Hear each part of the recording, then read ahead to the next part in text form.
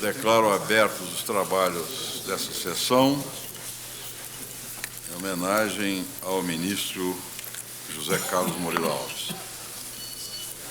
Para falar em nome da Corte, concedo a palavra ao ministro Gilmar Mendes. Senhor presidente, senhores ministros, senhor procurador-geral da República, doutor Evani, Carlos Eduardo, Sônia, autoridades presentes, minhas senhoras, meus senhores.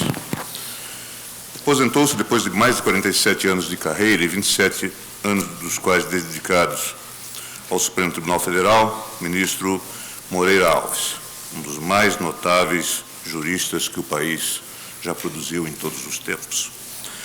Nascido em Taubaté, São Paulo, em 19 de abril de 1933, bacharelou-se pela Faculdade Nacional de Direito da Universidade do Brasil em 1955. Concluiu o curso de doutorado na seção de Direito Privado na mesma faculdade em 1957. Ingressou no magistério no mesmo ano na Faculdade de Direito da Universidade Gama Filho, no Rio de Janeiro, e fez uma brilhante carreira de magistério naquele estado. Lecionou desde 1968 como professor catedrático de Direito Civil na Faculdade de Direito da Universidade de São Paulo, depois de participação em um dos mais históricos concursos públicos já lá realizado. Desde 1974, cedido pela Universidade de São Paulo, leciona na Universidade de Brasília. O advogado Moreira Alves iniciou sua carreira em 56 e advogou até 69, inclusive no Banco do Brasil. De junho de 1970 a março de 71, atuou como chefe de gabinete do ministro da Justiça. Durante os anos de 69 a 75, atuou como coordenador da Comissão de Estudos Legislativos do Ministério da Justiça, membro da comissão encarregada de elaborar o anteprojeto do Código Civil, presidente da Comissão Revisora do anteprojeto do Código de Processo Penal e presidente da Comissão Revisora do anteprojeto do Código de Contravenções Penais. Em 19 de abril de 72, foi nomeado por decreto Procurador-Geral da República e em 20 de junho de 75 tomou posse como ministro do Supremo Tribunal Federal. Ao longo dos anos em que foi ministro desta Corte, cabe anotar, Moreira Alves teve a oportunidade de presidir os três poderes da República, tendo sido presidente da Assembleia Nacional Constituinte na sua sessão inaugural. Como se pode notar, ao lado da judicatura, Moreira Alves conferiu especial dedicação ao magistério. Professor emérito, reconhecido em célebres certames realizados na Faculdade de Direito da Universidade de São Paulo, não mediu Moreira Alves esforços para manter-se ativo na academia. Desde 74, Moreira Alves tem se dedicado ao ensino de direito privado e de direito público nos cursos de graduação e de pós-graduação da Universidade de Brasília. É um mestre autêntico que desperta o interesse dos alunos nos estudos e consegue dar atenção a todos aqueles que o procuram. Não são poucos os que se surpreendem ao se aproximarem com sua simplicidade e dedicação e o seu interesse pelos temas da vida cotidiana. Alguns não contêm a estupefação ao verem o ministro Moreira Alves dissertar sobre os equívocos táticos da seleção brasileira de futebol. Professor disciplinado, dedicado e admirado, Moreira Alves presta reverência aos seus alunos ao chamá-los sempre de senhor e senhora. Já se tornou lendária nos corredores da Universidade de Brasília a preocupação dos alunos conseguirem uma cadeira vaga nas suas aulas, sempre cheias de estudantes ávidos a escutar os seus ensinamentos. Anoto ainda os profundos e instigantes debates travados em sala de aula num quadro de absoluta liberdade acadêmica. Fui seu aluno no curso de graduação e orientando no curso de mestrado da Universidade de Brasília. Posso dizer que muitas das nossas discussões se alongaram por horas indefinidas após as sessões desta Corte. Às vezes sentia-me constrangido. Sabia que estava a retardar o seu retorno para sua casa e para a companhia da doutora Evani. Esse também é o testemunho de todos os demais colegas que tiveram a honra de merecer a sua orientação. Como orientador, Moreira Alves não mede esforços para resolver as questões que lhe são apresentadas. Ressalta sempre procura convencer ou persuadir, mas não impõe a sua opinião. Ressalta sempre, nas orientações de mestrado, que o trabalho é do aluno. Ele há de fazer a opção definitiva e arcar com as suas consequências.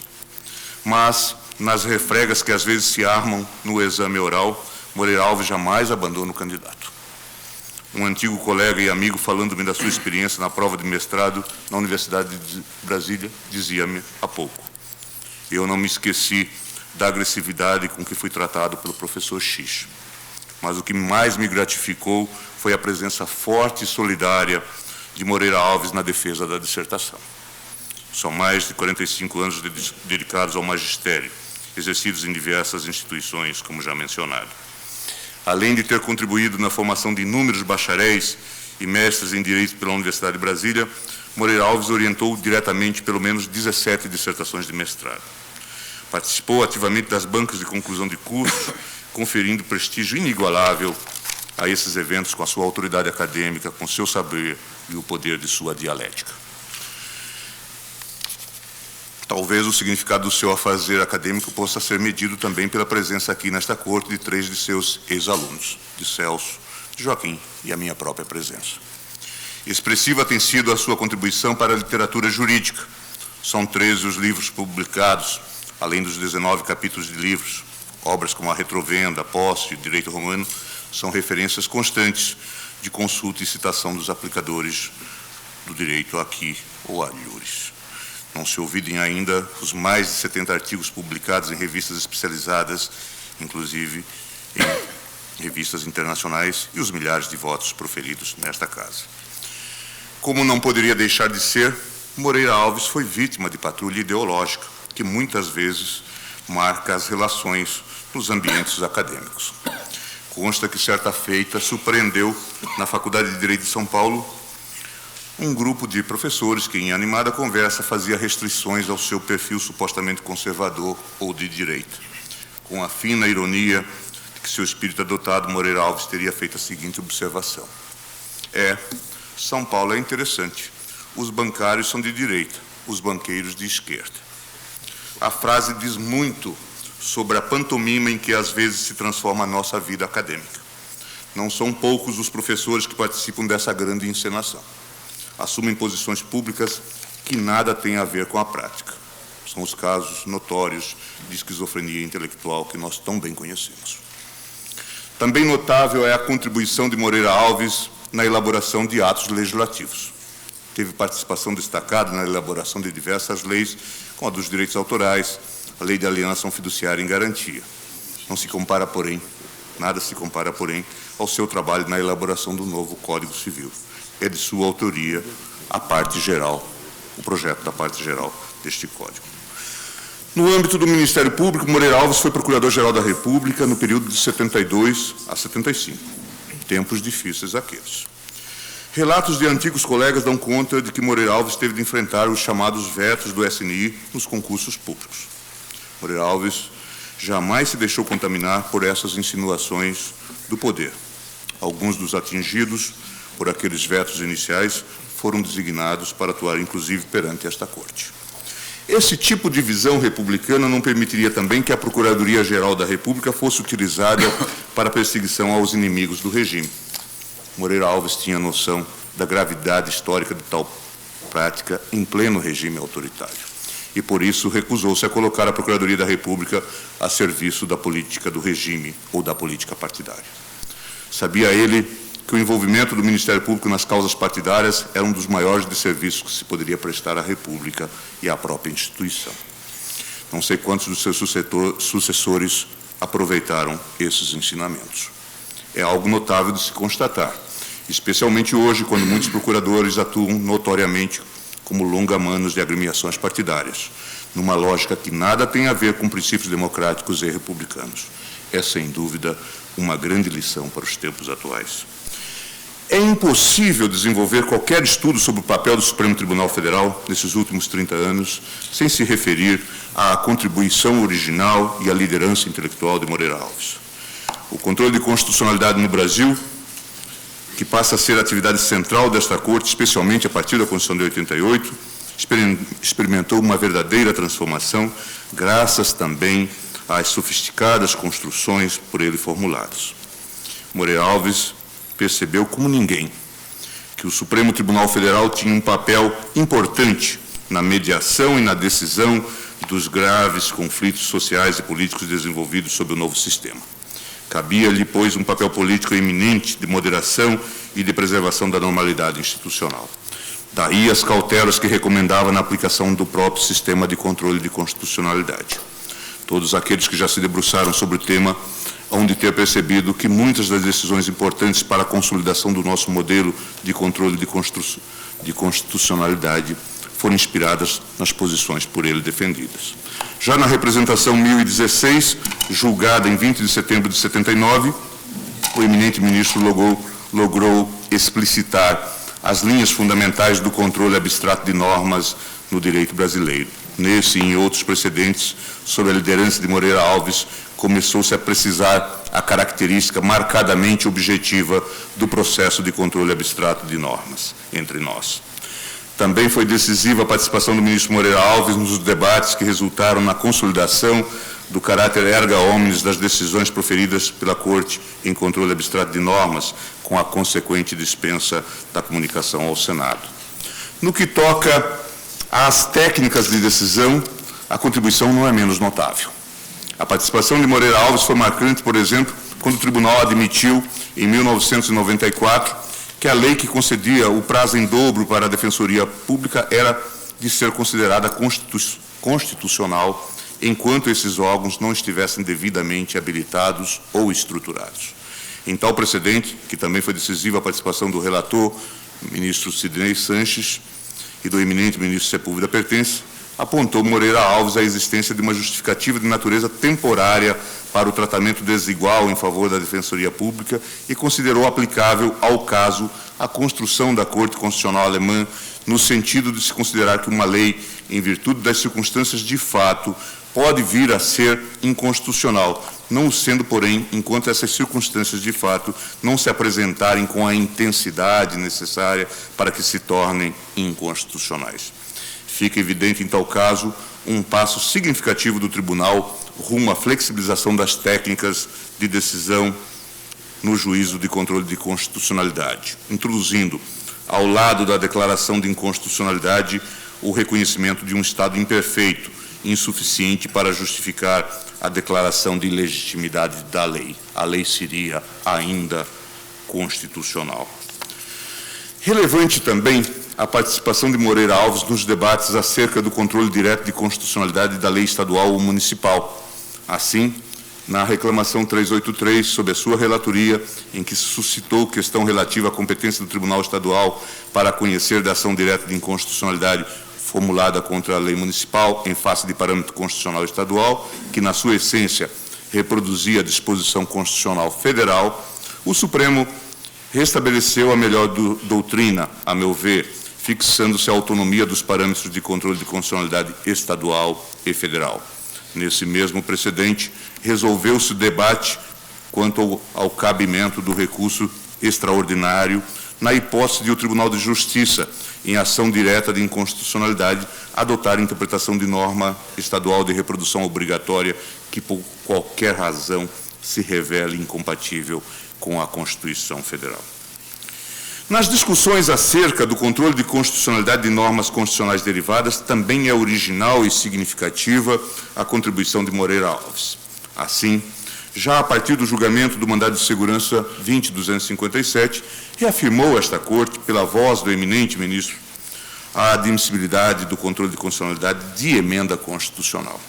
E mais, em precedentes que se seguiram, fixou o Supremo Tribunal Federal, com base nessa orientação, que na interpretação das chamadas cláusulas pétreas deveria o Tribunal desenvolver esforço de compatibilização entre a ideia de proteção de identidade da Constituição e um desenvolvimento constitucional legítimo. Além disso, no que toca ao controle de normas originárias, esta Corte, seguindo também voto de Moreira Alves, refutou a ideia de que poderia haver existência de hierarquia entre normas constitucionais originárias e, consequentemente, a possibilidade de declaração de inconstitucionalidade de umas em face de outras. Também é notória a participação ativa de Moreira Alves na consolidação e aplicação nesta Corte de um dos institutos centrais da teoria contemporânea dos direitos fundamentais, qual seja o princípio da proporcionalidade. De fato, a decisão proferida por esta Corte na representação 1077 de 84, sob a relatoria de Moreira Alves, contém um dos mais inequívocos exemplos da utilização do princípio da proporcionalidade ou da proibição do excesso entre nós. Discutia-se na oportunidade a constitucionalidade de norma estadual que majorava valores de taxa judiciária,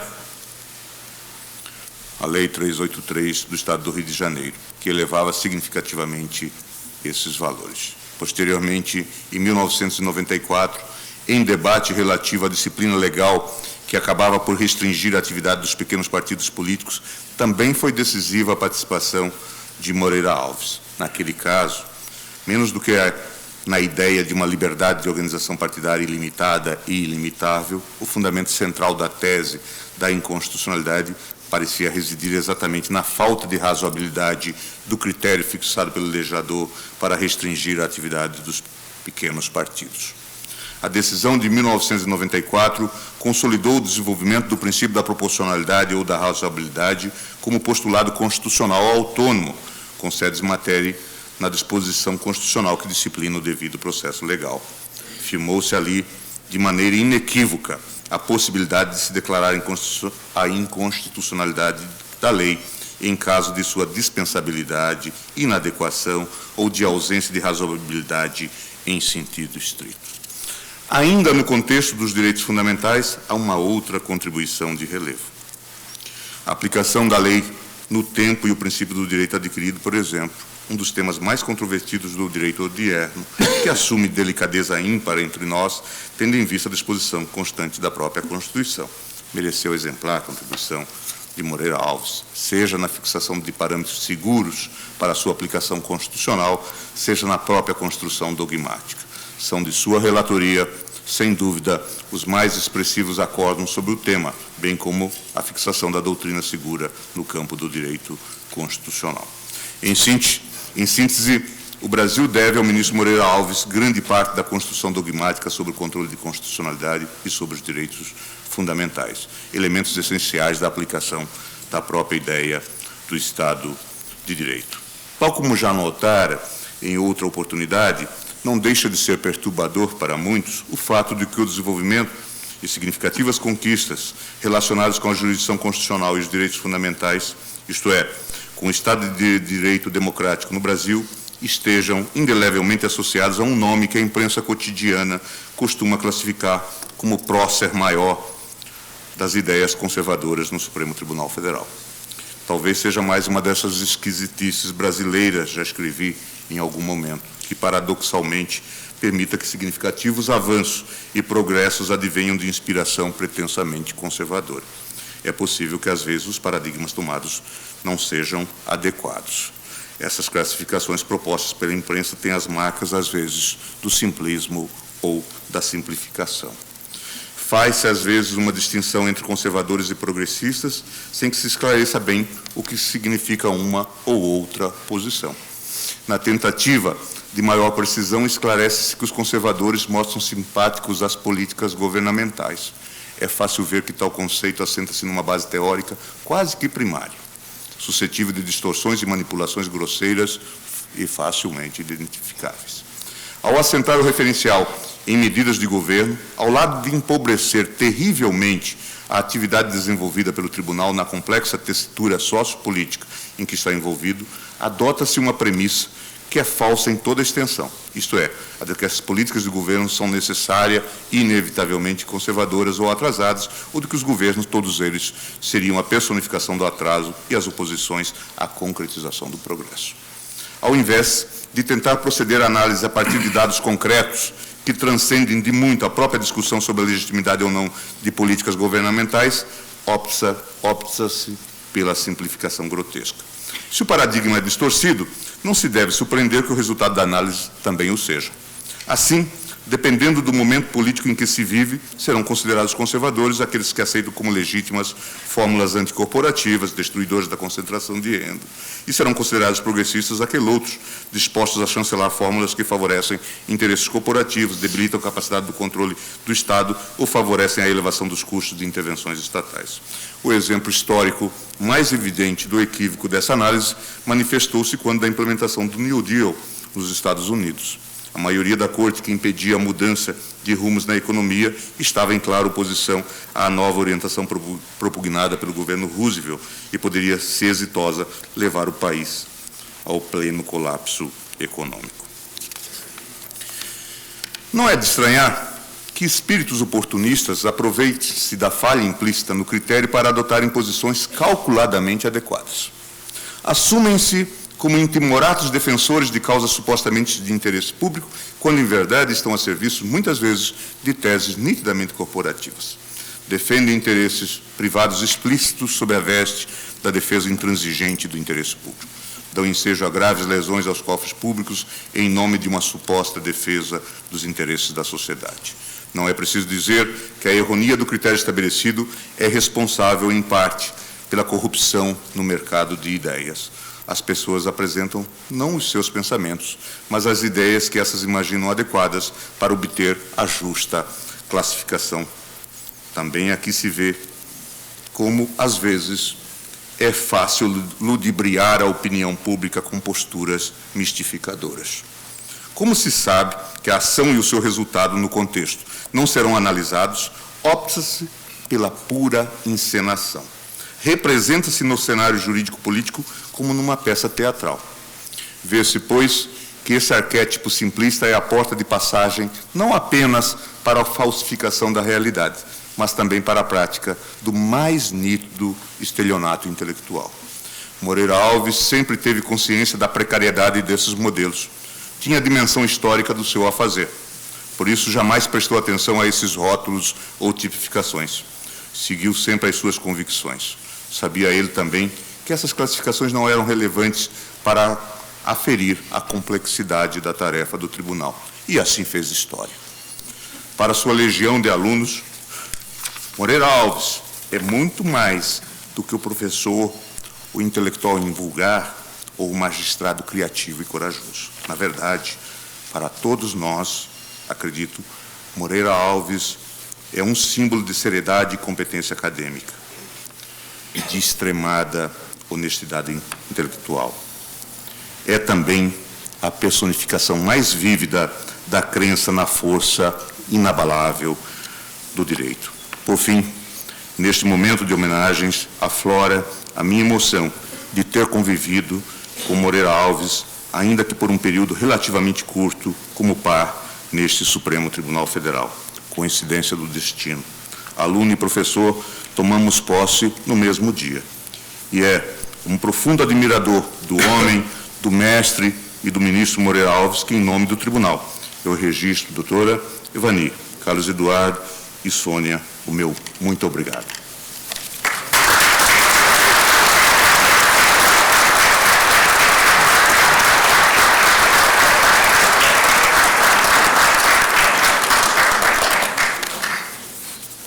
Em nome do Ministério Público Federal, eu concedo a palavra ao doutor Cláudio Fonteles. Senhor Ministro-Presidente, senhores ministros aposentados, estimadas e estimados colegas do Ministério Público Federal, senhores advogados, senhoras e senhores familiares, doutora Evani, Sônia e Carlos Eduardo, que eu tive o prazer de trabalhar. O momento é de homenagem e a homenagem é merecida. Merecida porque, para mim, o ministro Moreira Alves tem na dedicação à profissão o seu ponto alto. E a dedicação conduziu à leitura e estudo constantes, ao exame percussiente e à construção sistêmica com raro rigor lógico na solução da controvérsia jurídica. Nesses anos que venho atuando neste Supremo Tribunal, guardo do ministro Moreira Alves dentre tantos, mas este julgado que me é muito particular, porque muito afeta a minha área. Data de março de 1977, e um homem comum, sem títulos ou posições, por habeas corpus pugnava não ser bastante a dicção literal do artigo 392, inciso 1, do Código de Processo Penal, que faz perfeita a intimação da decisão condenatória quando feita ao réu pessoalmente.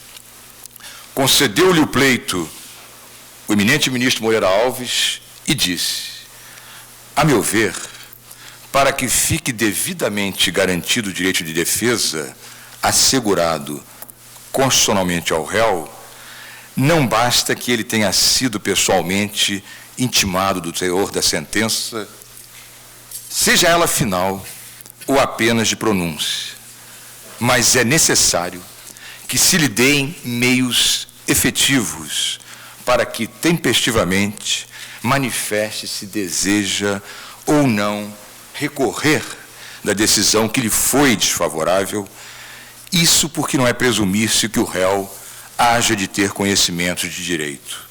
Em geral, essa oportunidade de recorrer tempestivamente se verifica no momento em que seu defensor é intimado da sentença, está no habeas corpus 54983.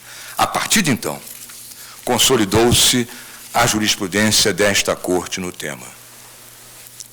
Aí está, num caso que não atraiu holofotes e a cobertura barulhenta da mídia, o ministro Moreira Alves, para todos quantos tivessem contra si decisão condenatória, concedeu-lhes, a todos, brasileiros e brasileiras, estrangeiros, a oportunidade de recurso, ultrapassando acertadamente a estreiteza do texto processual codificado.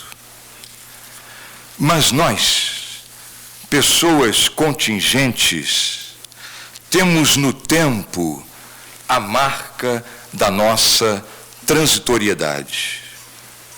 Não que tudo nos seja fugaz, como conclui o cético, mas porque seres viventes e enquanto viventes, o tempo se nos abre em possibilidades contínuas. É justamente isso o que nos ensina o Eclesiastes, ou no hebraico, Coelet, ou seja, o homem que toma a palavra na Assembleia. E o ministro Moreira Alves é um Coelet, um homem que soube tomar a palavra na Assembleia. Leu então o que disse Coelet: tudo tem seu tempo, há um momento oportuno para cada coisa debaixo do céu. Tempo de nascer e tempo de morrer. Tempo de plantar e tempo de arrancar o que se plantou. Tempo de matar e tempo de curar. Tempo de destruir e tempo de construir. Tempo de chorar e tempo de rir. Tempo de lamentar e tempo de dançar. Tempo de espalhar pedras e tempo de as ajuntar. Tempo de abraçar e tempo de se afastar dos abraços. Tempo de procurar e tempo de perder. Tempo de guardar e tempo de jogar fora. Tempo de rasgar e tempo de costurar. Tempo de calar e tempo de falar. Tempo de amor e tempo de ódio. Tempo de guerra e tempo de paz. E concluiu Coelet: observei a tarefa que Deus impôs aos humanos para que nela se ocupassem. As coisas que ele fez são todas boas a seu tempo. Além disso, entregou o mundo ao coração deles. No entanto, o ser humano jamais chega a conhecer o princípio e o fim da ação que Deus realiza. Compreendi, então, que nada de bom existe senão alegrar-se e fazer o bem durante a vida. Ao ministro Moreira Alves, desejo a alegria de estar com sua esposa, seus filhos, seus netos, os que lhe são queridos, e permanecer no fazer o bem, não importa o tempo que se esteja a viver. Paz e bem.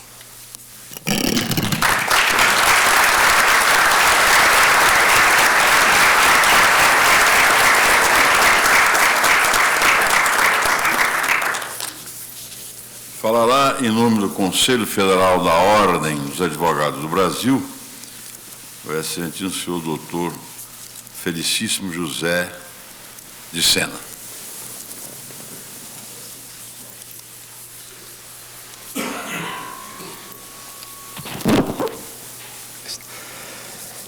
Excelentíssimo senhor ministro Maurício Correia, ilustre presidente desta Suprema Corte Brasileira,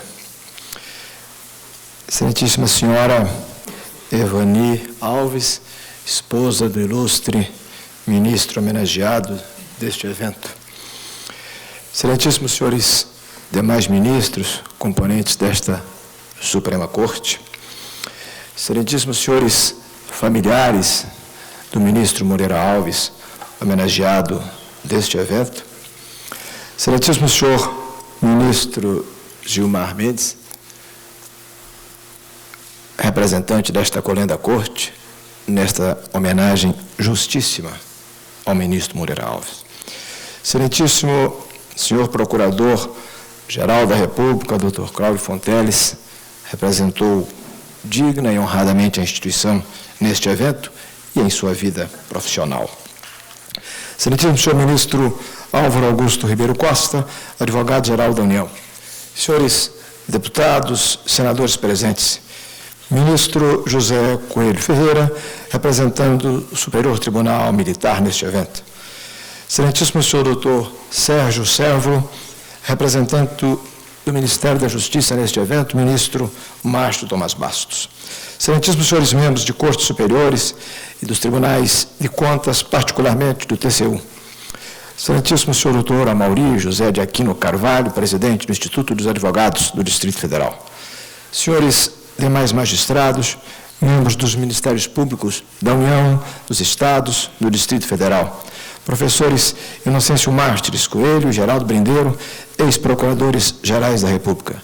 Senhores advogados, e tantos são aqui presentes, mas destaco para meu gáudio pessoal o ilustre colega Dr. Roberto Rosas, nome nacional, e meu colega de Goiás, Paulo Afonso de Souza, que me prestigia neste importante evento.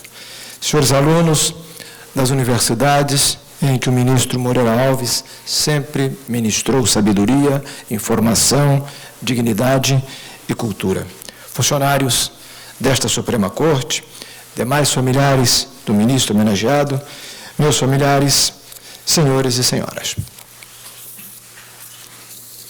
Por honrosa deferência da direção do Conselho Federal da UAB, e como presidente do Estado de Goiás, cabe-me a oportunidade de saudar, em nome da advocacia brasileira, Sua Excelência, o ministro José Carlos Moreira Alves, em homenagem à sua carreira de 28 anos de honrado, digno e competente exercício na magistratura maior de nosso país. O fato, por si só, seria de grande importância, mas tem contornos ainda maiores, pois estamos na homenagem a um homem que simboliza o espírito do trabalho e da dignidade forenses, atributos pessoais de tanto valor e de carências constantes. Dizendo a história do ministro Moreira Alves, melhor ficaria na boca do que com eles conviveram no cotidiano. Mas sua vida é pública e, por isso, nós outros, os mais distantes, também podemos fazê-lo sem muita chance de erro, sem invadir sua privacidade, embora essa, sem dúvida, também seja rica em valores pessoais e humanos. Não há dois seres humanos numa só história. Não se é um homem grande, não se é um grande ministro, sem ser um grande homem. As virtudes e os defeitos se ligam pelos mesmos princípios dos vasos comunicantes, caminham conforme a regra da gravidade. Esse é um preceito natural, que nenhuma lei humana revoga e que encerra coerência. Aqui, não sei se homenageio a figura humana ou o ministro e jurista Moreira Alves. Estamos no tempo em que os valores intrínsecos da alma têm prevalência.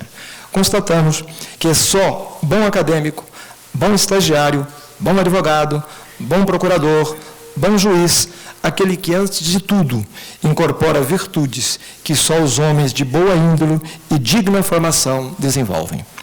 O direito, por suas vicissitudes, tem o dever de estar na vanguarda das soluções. Uma de suas regras mais antigas alerta no sentido de que saibamos o que se deve fazer e não o que se tem feito.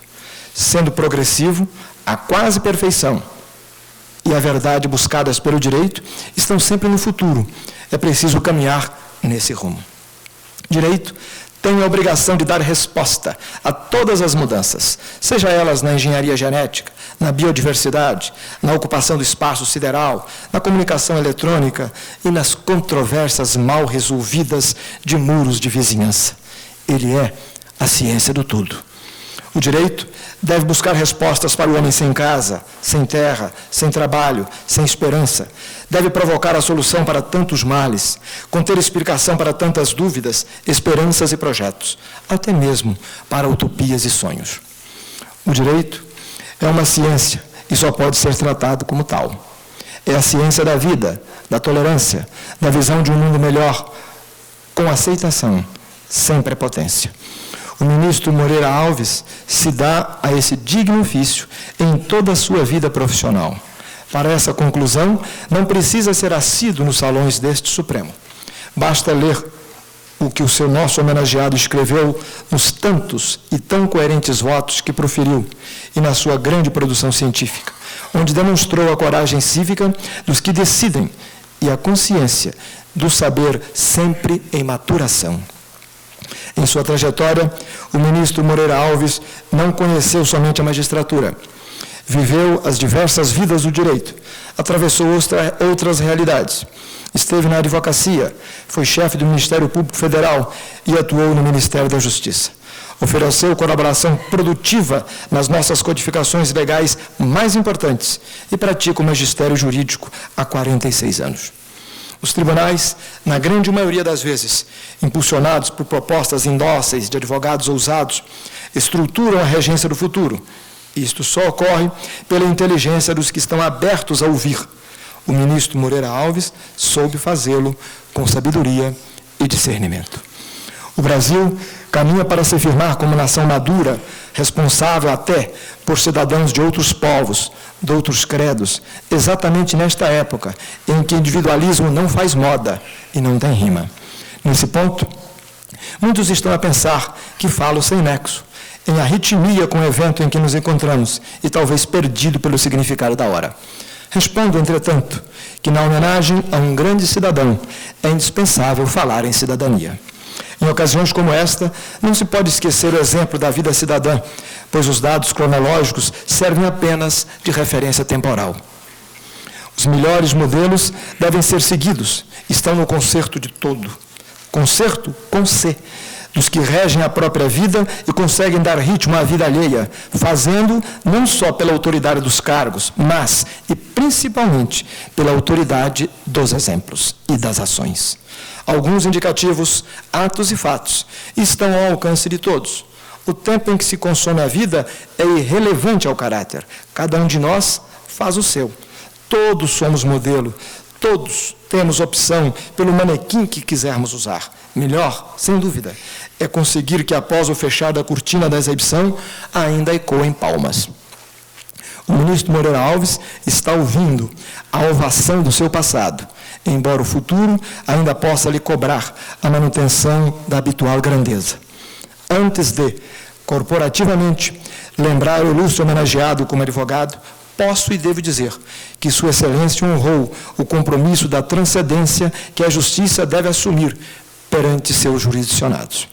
Desculpe-me por me render à indispensabilidade de tratar de assuntos que o Brasil não deve deixar para depois. O amanhã pode ser tarde. O ministro Moreira Alves bem o sabe, pois seu exemplo não foi o da omissão, e daí não cobrará que me limite a reconhecer suas incontáveis virtudes, porque esta é uma ocasião pública maior do que todas as dimensões pessoais aqui envolvidas. Como advogado brasileiro que integra o grande hall das 400 outras mil almas muito preocupadas e meio desesperançadas, mas corajosamente lutadoras pelas mudanças para melhor, não posso inebriar-me com o inusitado desse belo palco. Também não posso, não devo e não farei deste evento meus minutos de notoriedade. A justiça e a advocacia brasileira já contam com estrelas demais. É preciso render-me ao último. É preciso continuar descortinando uma visão melhor, mais coesa e mais sensata. É preciso reconhecer que nós, os que podemos dispor de espaços como este, somos privilegiados.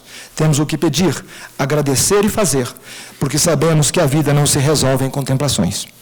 É dessa constatação que surge a consciência da indispensabilidade das reformas sociais que o Brasil está discutindo. É preciso que as mudanças que o judiciário notoriamente merece se façam sem ódios, sem competições corporativas. Essas transformações dispensam, ou melhor, se envergonharão dos lobbies que atravessam os corredores do Congresso e que depois alcunham de interesseiros os parlamentares que se renderam às conveniências do momento ou às ofertas dos prováveis favores futuros, venham eles de onde vier. Esse é o oportunismo do despreparo, dos que não sabem a dimensão das próprias necessidades, dos que não conhecem a utilidade social de seus cargos, do que não só vivem deles, mas não vivem para eles. Daqueles que, quando as cortinas se fecham, não ouvem palmas, porque já receberam o preço ontem. É indispensável que o Brasil volte a falar institucionalmente e que as diferenças pessoais não sirvam de obstáculo à solução dos gravíssimos problemas que hoje vivemos. É preciso que sejamos uma nação independente, sem dúvida, mas é essencial também que não concedamos razões a nossos críticos. Vamos repudiar as intromissões, mas não nos esqueçamos de que o ser humano agredido e humilhado não tem nacionalidade. É só um ser humano. Fale a língua que falar. Professe o credo que lhe aprouver.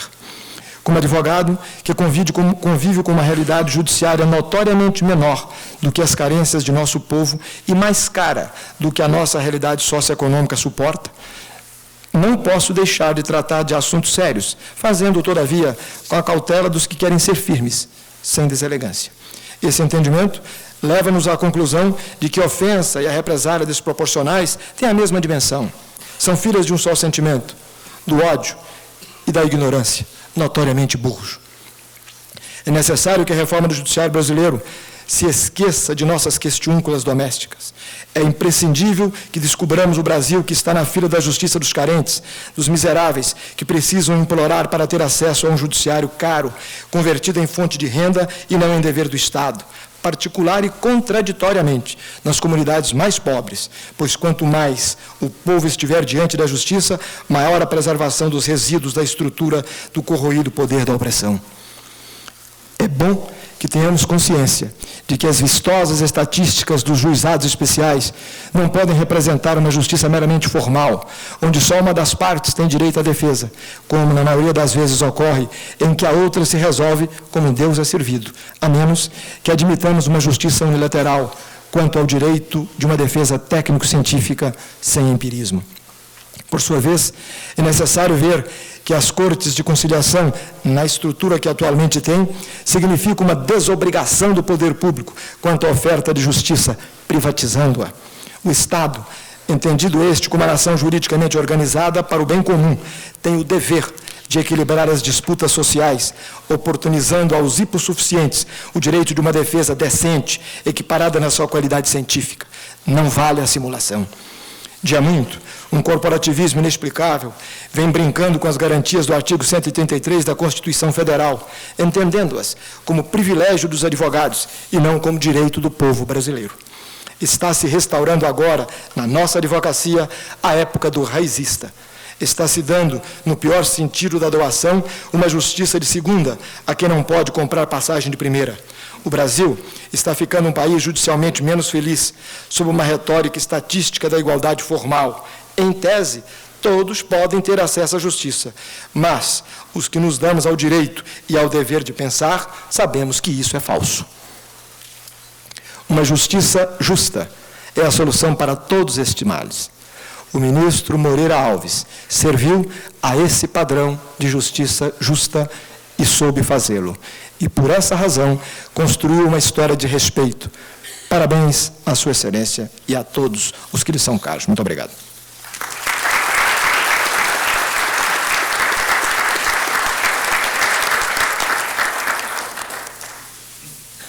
Os discursos aqui pronunciados constarão dos anais da Corte.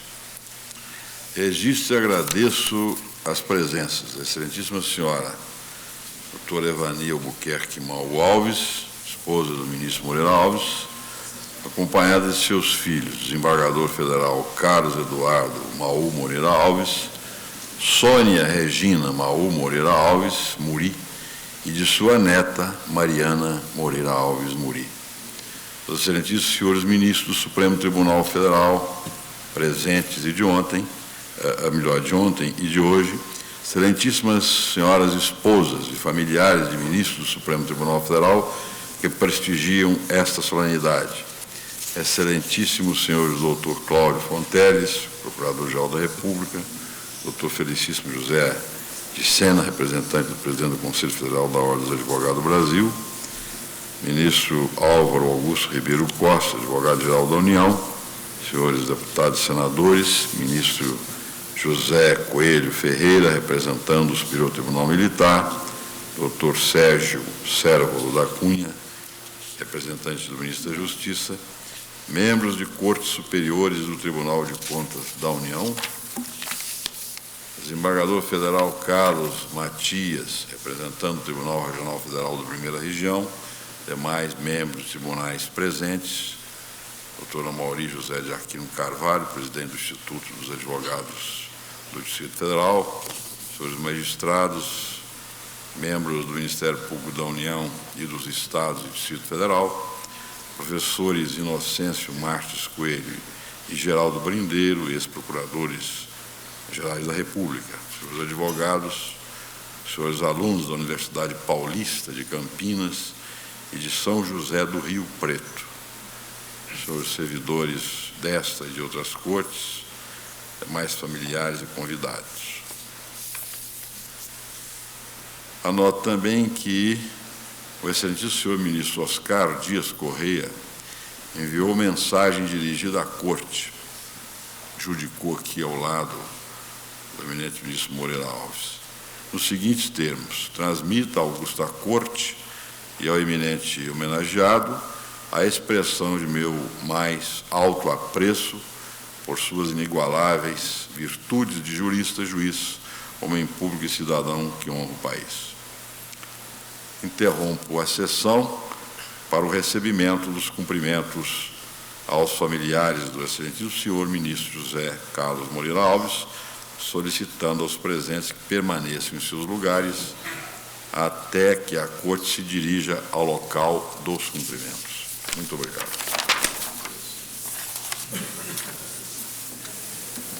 Consigo me falar quem é o Coelho?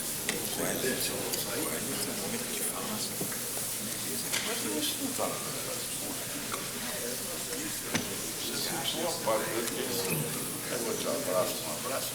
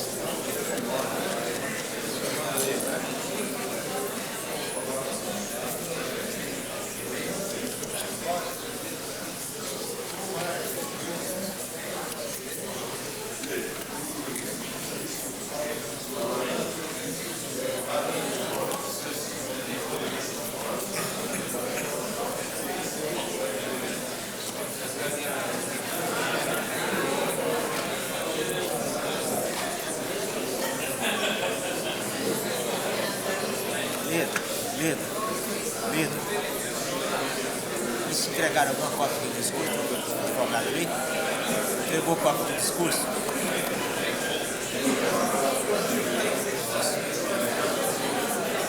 Hein?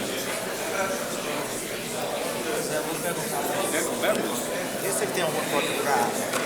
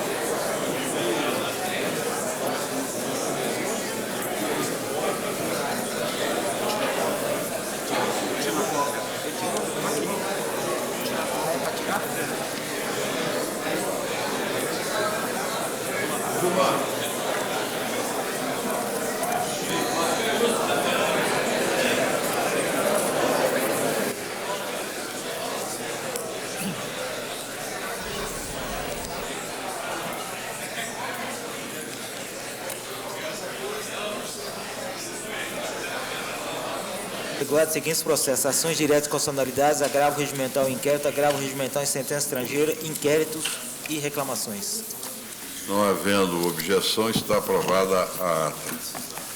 Conflito de competência 7.149 do Paraná, relator ministro Joaquim Barbosa, suscitante, juíza federal da Vara de Guarapuava, da Seção Judiciária do Paraná, suscitado o Tribunal Superior do Trabalho, interessado Aristides Zanardini, Estrada de Ferro Paraná Oeste S.A., Ferroeste e União Federal.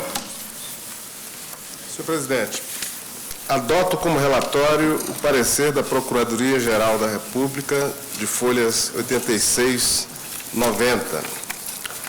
Aspas. Trata-se de conflito negativo de competência suscitado pela juíza federal da Vara de Guarapuava, da Seção Judiciária do Estado do Paraná, tendo como suscitada a egrégia quarta turma do Tribunal Superior do Trabalho. A reclamação trabalhista fora ajuizada por Aristides Zanardini, que fora contratado pela União Federal por intermédio do 1º Batalhão Ferroviário, objetivando a execução de serviços de infraestrutura para a construção da ferrovia Ferroeste, ligando Guarapuava, no Paraná, a Cascavel, em Santa Catarina. Inicialmente, o reclamante fora contratado por prazo indeterminado e, posteriormente, compelido a assinar novo contrato para modificá-lo, desta feita para prazo determinado. A Junta de Conciliação e Julgamento de Laranjeiras do Sul, por unanimidade de votos, preliminarmente rejeitou a prefacial de incompetência e, no mérito, julgou a reclamação procedente em parte para condenar a União a pagar ao reclamante as verbas conforme deferidas na fundamentação da decisão em valores a serem apurados na fase liquidatória por cálculos com juros e correção monetária na forma da lei, acrescendo-se o percentual de 84,32. O Tribunal Regional do Trabalho da 9ª Região conheceu do recurso do reclamante e do recurso de ofício, mas não do recurso adesivo da reclamada. Eu vou encurtar um pouco esse relatório, e vou passar ao item 7 do parecer da Procuradoria, que diz que o Tribunal, a quarta turma do Tribunal Superior do Trabalho, findou por declarar a competência da Justiça Federal para o julgamento do feito. Vossa Excelência pode proferir o seu voto. Muito longo.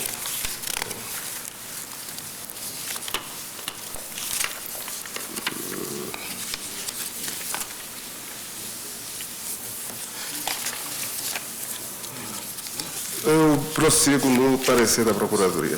Portanto, não cabe ao julgador, de ofício e sem a participação do autor, alterar a natureza do feito através da reclassificação dos seus pedidos, com o que modifica até mesmo o órgão competente para conhecer da causa. Logo, o exame realizado pelo Poder Judiciário deverá se limitar ao pedido na conformação dada pelo reclamante. Está impedido, pois, de modificar a causa, concluindo que o vínculo estatutário, remetendo o feito a outra esfera do Judiciário, violando os princípios processuais do dispositivo e da demanda. Dessa forma, a remessa dos autos à Justiça Federal ofendeu o disposto no artigo 114 da Constituição da República, pois caberá à Justiça do Trabalho solucionar o litígio, conforme tem se posicionado essa colenda Corte, conflito de competência número 7.134, relator ministro Gilmar Mendes, Diário da Justiça, de 15 de agosto de 2003. E aqui eu cito o acórdão da lavra do ministro Gilmar Mendes.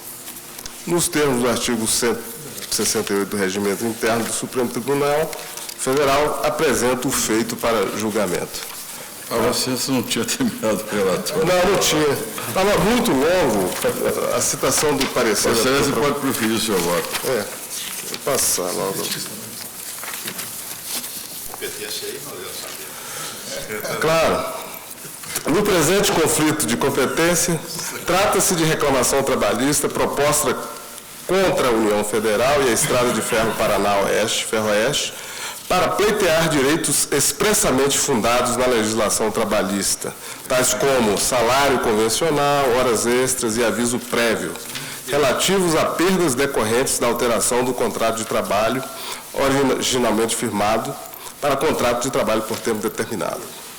Correto o parecer da Procuradoria-Geral da República, que se manifestou pelo provimento do conflito suscitado entre o Juízo Federal de Primeira Instância e o Tribunal Superior do Trabalho.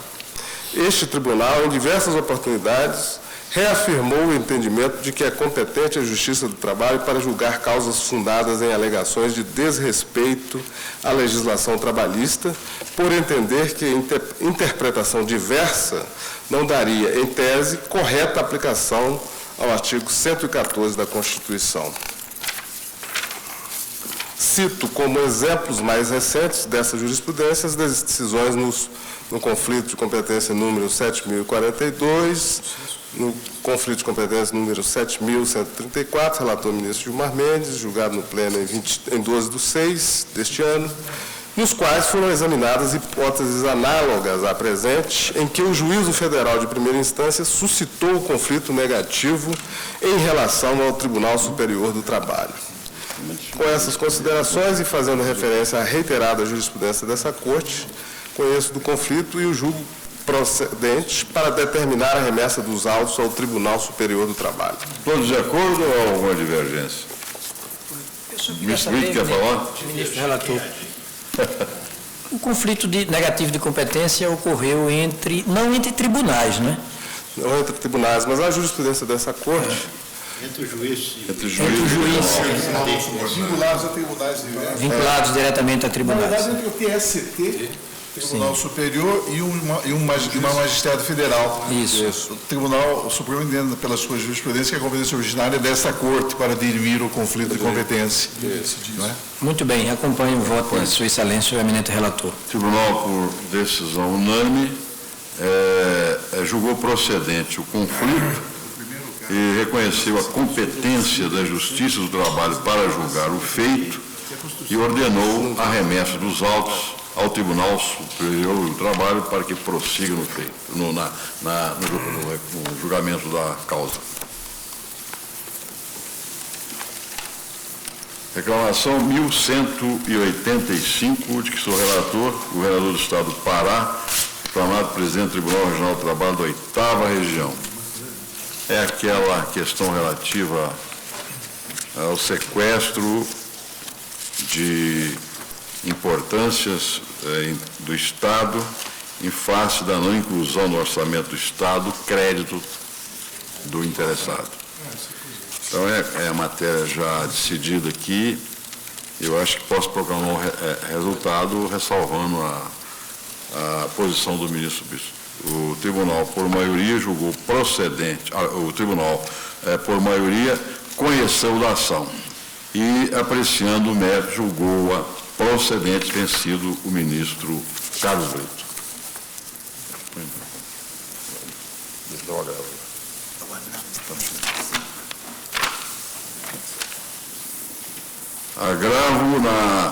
Agravo regimental na petição 2.641. Não, mas eu sou relator aqui? Mas cadê o agravo? Não, aqui não. Tem que localizar lá primeiro.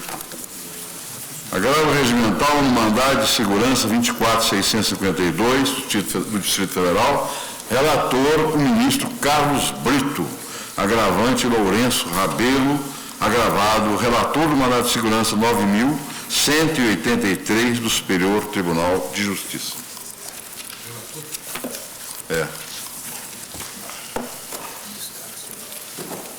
Eu falei, ministro Carlos Brito. Pois não, senhor presidente. Cuida-se de agravo regimental interposto contra a decisão que negou seguimento a mandado de segurança, vazada nos seguintes termos em verbes.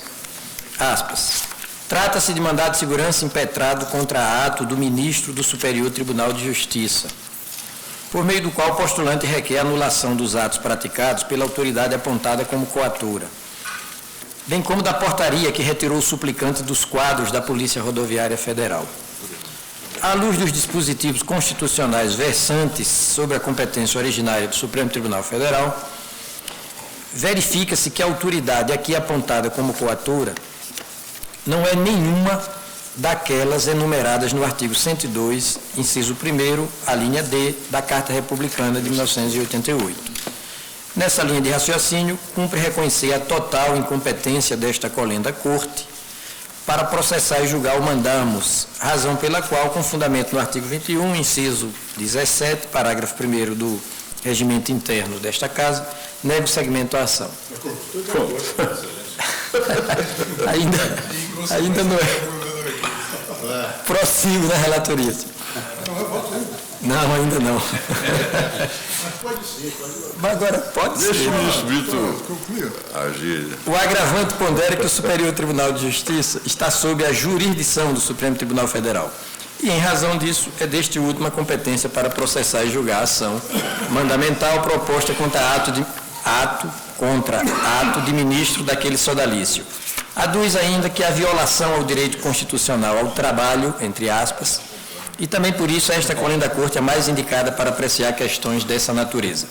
Em grau de arremate, saliento o agravante que, aspas, em ações constitucionais, atos coatores de um órgão de instância inferior, STJ, necessariamente devem ser apreciados por órgão de instância superior, STF, em cumprimento à indeclinibilidade, SIC, de jurisdição, ao devido processo legal e ampla defesa com os meios a ela inerentes, artigos 5º, etc., da Constituição Federal. Apesar de não existirem dispositivos constitucionais expressos comiserados no despacho recorrido, implicitamente a Constituição Federal traz a resposta, nos termos do artigo 5º acima mencionado, em consonância hialina, SIC também, com o artigo 4º da Lei de Introdução ao Código Civil, ao ser obrigatória a utilização da analogia, dentre outros mecanismos, uma vez que, com malhures e zarado, lacuna não há no direito, somente na lei, incluindo a lei máxima, que é a Constituição Federal. Senhor presidente, é o relatório. Meu voto. Meu voto. Não existe nenhuma razão, não assiste nenhuma razão ao agravante. é que, relanceando os olhos para a decisão recorrida, é fácil de apreender que o Urete não mereceu trânsito, porque a autoridade impetrada não se encaixa no rol exaustivo inscrito no artigo 102, inciso 1º, a linha D, da Constituição Federal de 1988. Acresça-se, em reforço, que a jurisprudência desta excelsa Corte é firme em não reconhecer a competência originária do Supremo Tribunal Federal para processar e julgar mandado de segurança contra atos emanados dos tribunais superiores. Veja-se a propósito a decisão exarada no mandado de segurança 21.309, agravo regimental, relator ministro Paulo Brossá Líteres. Agravo regimental, mandado de segurança, competência do Supremo Tribunal Federal. O Supremo Tribunal Federal não tem competência para processar e julgar mandado de segurança contra ato do Superior Tribunal de Justiça. Constituição Federal de 88, artigo 102. Da mesma forma que este não tem competência para fazê-lo contra ato do presidente do Tribunal de Justiça. Agravo regimental improvido, aspas fechadas. Prossigo com o voto, excelência. Sem destoar, confiram-se ainda os mandados de segurança 21.447 de Pernambuco. Relator, eminente ministro Celso de Mello. Mandado de segurança 22.797 de São Paulo. Relator, ministro Sidney Sanches. E eu cito outros e outros, culminando com o 21.757 do Pará, ministro Celso de Mello, ainda uma vez.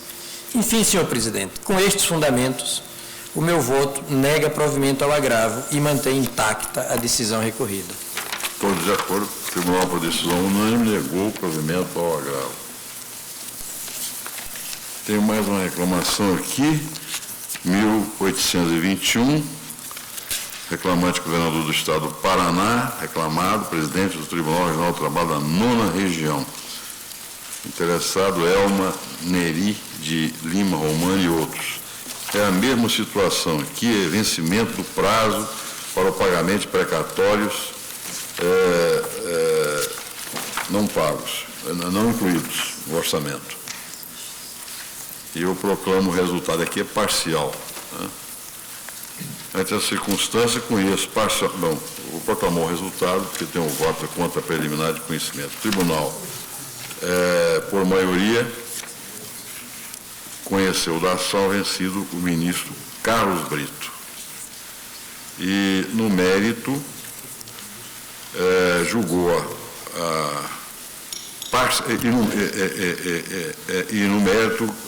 julgou a procedente, vencido o ministro Carlos Brito. E julgou prejudicado o agravo regimental de folhas 231, 240, da parte interessada, tendo em vista o julgamento do mérito da reclamação. Mais alguma coisa?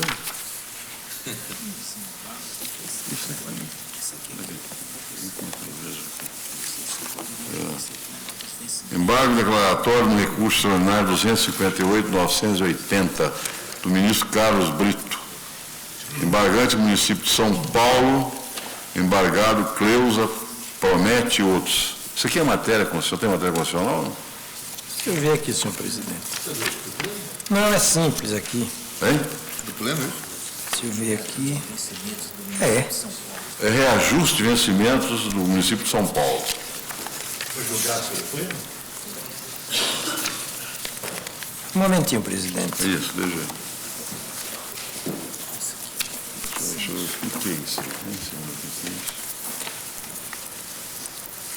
O tema da irredutibilidade dos vencimentos é agitado aqui. Mas vamos retirar do pregão. Milionário. Colocado feito em mesa, determinou-se a sua retirada de pauta. Agrava aqui, então, quer dizer. Agravo regimental na petição 2649, relator sou eu, agravante Instituto Nacional de Seguro Social, agravado FAACO, Associação dos Aposentados e Aposentáveis dos Correios e Telégrafos. Ministro Marco Aurélio, no exercício da presidência do Tribunal, nos termos da decisão de folhas tais, indeferiu o pedido de suspensão de tutela antecipada formulado pelo Instituto Nacional de Seguro Social. Consta dos autos que a Associação dos Aposentados dos Aposentados e Aposentáveis dos Correios e Telégrafos propôs a ação ordinária na qual foi deferido em favor de seus filiados que optaram por permanecer na ativa o direito de não ser descontada dos seus vencimentos a contribuição previdenciária, tendo assentado a decisão que os efeitos da tutela antecipada ficavam restritos aos substituídos domiciliados no Estado de Pernambuco. Inconformada com tal limitação, referida entidade interpôs agravo de instrumento, que foi indeferido, o qual ensejou a apresentação de agravo regimental que foi provido pelo TRF da 5ª Região, de modo a estender os efeitos da antecipação de tutela a todos os filiados da entidade, afastando assim a restrição imposta pelo juízo de primeiro grau. O recorrente, visando conjurar a eficácia do ato decisório, protocolizou o presente pedido de suspensão de tutela perante o STJ, que declinou de sua competência, remetendo os autos a esta Corte, por entender que o pedido contém fundamento constitucional. O ministro Marco Aurélio, após estabelecido o contraditório e ouvida a Procuradoria-Geral da República, indeferiu a súplica, havendo assim concluído a decisão. A via da suspensão de medida cauteladora pressupõe a submissão da matéria em recurso ao tribunal. É o que decorre do disposto no artigo 4º da Lei 8.437/92. Compete ao presidente do tribunal, ao qual couber o conhecimento do respectivo recurso, suspender em despacho fundamentado a execução da liminar nas ações movidas contra o poder público ou seus agentes, a requerimento do Ministério Público ou da pessoa jurídica de direito público interessada, em caso de manifesto interesse público ou de flagrante ilegitimidade para evitar grave lesão à ordem, à saúde, à segurança e à economia públicas. Vale dizer, o pedido de suspensão ganha contornos de medida cauteladora, visando a preparação de campo propício à eficácia de uma possível decisão do tribunal reformadora do que assentado. Pois bem, no caso dos autos, prolatado o acordo pelo Tribunal Regional Federal da 5ª Região, endossando, e mais do que isso, estendendo a tutela, o Instituto não protocolizou recurso extraordinário, resultando, quanto à tutela, a preclusão. A interpretação conferida ao parágrafo 6º do artigo 4º não procede. O dispositivo acrescido por força da medida provisória 2.180 e 35 apenas revela a dupla via. A interposição do agravo contra a liminar concedida pelo juízo não afasta o exame do pedido de suspensão. Contra essa decisão foi interposto o presente agravo regimental, em que a autarquia sustenta dever ser conferida à disposição legal uma interpretação mais favorável ao interesse público que se busca resguardar. Argumenta que o artigo 4º da Lei 8.437, de 92, não condiciona o deferimento da medida liminar à submissão da matéria por meio de recurso próprio ao tribunal. É apenas preceito de fixação de competência e não condição de apresentação do pedido. Assevera ainda que a não interposição dos recursos especial e extraordinário contra o acórdão do agravo regimental não impede o ajuizamento desses mesmos recursos quando julgado o mérito da cautelar. Requer, afinal, seja considerada a decisão agravada ou submetida a julgamento pelo tribunal. O Ministério Público, as folhas tais, manifesta-se pelo não provimento do agravo. Como relatado, o ministro Marco Aurélio concluiu pela inviabilidade do pedido de suspensão, dado que é comprovado nos autos que o INSS não interpôs recurso especial e extraordinário contra o acórdão do TRF da 5ª Região, que, ao reformar a decisão proferida pelo juízo de primeira instância, na parte em que limitou a eficácia da tutela antecipada por ele concedida aos associados domiciliados no Estado de Pernambuco, estendeu a medida a todos os filiados da entidade. Por isso mesmo, deixando a parte de oferecer oportunamente impugnação ao julgado, a matéria restou obliterada pela preclusão. Ressalta por ser relevante ao deslinde da questão que o agravante não se bate contra a antecipação de tutela concedida pelo juiz de primeira instância. Na realidade, o seu inconformismo restringe-se ao provimento do TRF ao agravo regimental apresentado pela mencionada associação, em que foi afastada a restrição à eficácia da antecipação de tutela aos associados domiciliados em Pernambuco para estendê-la a todos os filiados da entidade. É precisamente contra essa extensão que se insurge a autarquia federal, como se infere da sua petição inicial. Aí eu transcrevo parte da petição em que exatamente esse é o conteúdo do pleito. Como demonstrado, não se discute a legitimidade da decisão que concedeu a medida. Toda a controvérsia está circunscrita ao objeto do acordo proferido pelo tribunal, que estendeu sua eficácia a todos os associados da entidade. Essa matéria, no entanto, está acobertada pela preclusão, dado que o INSS não interpôs recurso extraordinário e especial contra esse julgado, conforme o próprio ente público reconhece. Por outro lado, frise-se que, ao contrário do que é afirmado na petição do agravo regimental juntada nestes autos, não se discute neste processo a competência de presidente dos tribunais para suspender decisões que concedem liminares ou tutelas antecipadas. Enfatize-se, no entanto, que as leis 8.348, 64, 8.38, 90 e 8.437 de 92 propõem a existência de decisão de única ou última instância pelos tribunais locais ou federais, deixando a competência para o presidente do tribunal, ao qual couber o conhecimento do respectivo recurso. Nesse sentido, é a jurisprudência desta Corte, como se infere do julgamento do agravo regimental na petição 810, Otávio Galotti, DJ de 8.494. A faculdade de suspensão de execução, conferida ao presidente do Supremo Tribunal Federal pelo artigo 4º da Lei 8.437/92, dirige-se às liminares concedidas no âmbito dos tribunais estaduais ou federais, não às decisões destes, que se hajam recusado a suspender liminares deferidas no primeiro grau. Assim sendo, acolhidas tais premissas, é de concluir-se que, para fixar a competência desta Corte, de sorte a ensejar o reexame da questão pertinente à eficácia espacial da decisão do juiz de primeira instância que deferiu a tutela, tornava-se imperioso, por expressa disposição legal, tivesse sido interposto recurso extraordinário, o que não se deu na espécie, visto que o acórdão proferido no agravo regimental, em agravo de instrumento, transitou em julgado. Consigne-se, ademais, que a tutela antecipada foi concedida pelo juízo de primeira instância, não tendo sido objeto de impugnação pela autarquia perante o Tribunal Regional Federal, visto que, naquela instância, apenas se discutiu a extensão territorial da referida decisão, o que leva à conclusão de que o presente pedido deveria ter sido formulado perante aquele tribunal e não junto a esta Corte. Dormiu no ponto. Mas que recurso especial e extraordinário é esse? Da decisão que concedeu? Concedeu-se a liminar no juízo monocrático. Perfeito. Aí houve o recurso para o tribunal. Perfeito. Foi mantida a decisão. Houve agravo. Houve despacho, houve agravo. Cabe o pedido de suspensão ao presidente. Do quê? Na 8.437 Cabe. nós já decidimos isso aqui. Inclusive, essa questão já foi colocada em questão de ordem pelo ministro Marco Aurélio, e nós optamos exatamente, inclusive, pelo duplo cabimento, tanto do eventual... Não, isso eu sei, mas não é essa a hipótese.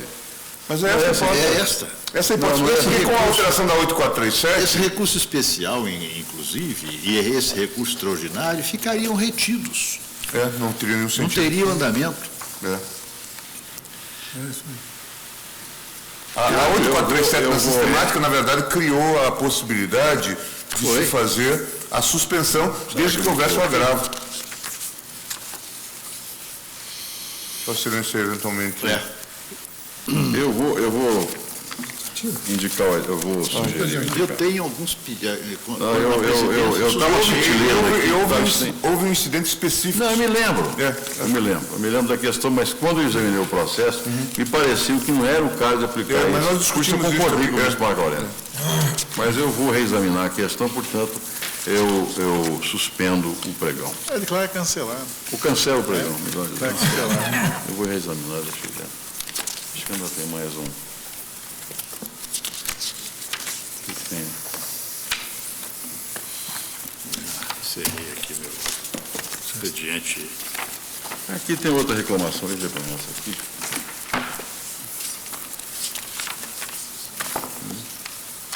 Qual?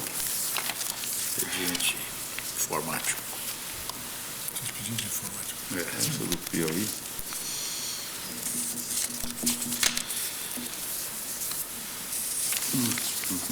Essa é complicada, não vou. Essa do Piauí é sob a cautelar. Ah, sim. É mais complicado. Perigosíssimo. Aqui tem uma outra que é a mesma hipótese de uma do Pará, que eu julguei ainda há pouco, sobre a não inclusão também no orçamento da importância. Eu estou conhecendo parcialmente da reclamação e na parte conhecida julga procedente. Eu acho que posso proclamar o resultado. Deixa eu fazer o pregão primeiro aqui. É reclamação 1877, de que sou relator, governador do Estado de São Paulo requerente, reclamado presidente do Tribunal Regional do Trabalho da 15ª Região. O tribunal, preliminarmente, conheceu da reclamação, vencido o ministro Carlos Brito.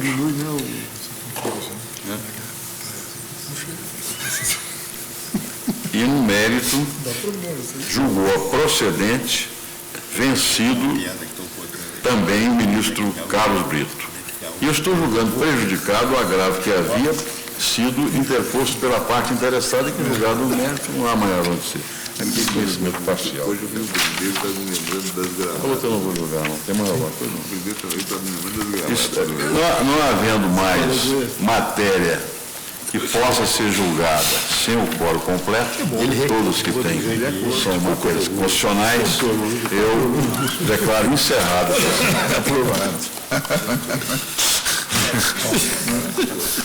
Ótimo. Boa decisão, né, cara? Muito boa. Eu vou dar uma examinada aí. Nem o caso vai pedir isso. Sem outra reação. Amanhã chega aí o Volvo Ascaí. O desembargador Gilberto Lima. Do Rio de Janeiro, eu vou estar com ele amanhã. Pode deixar uma edição. Roberto na mídia. Roberto.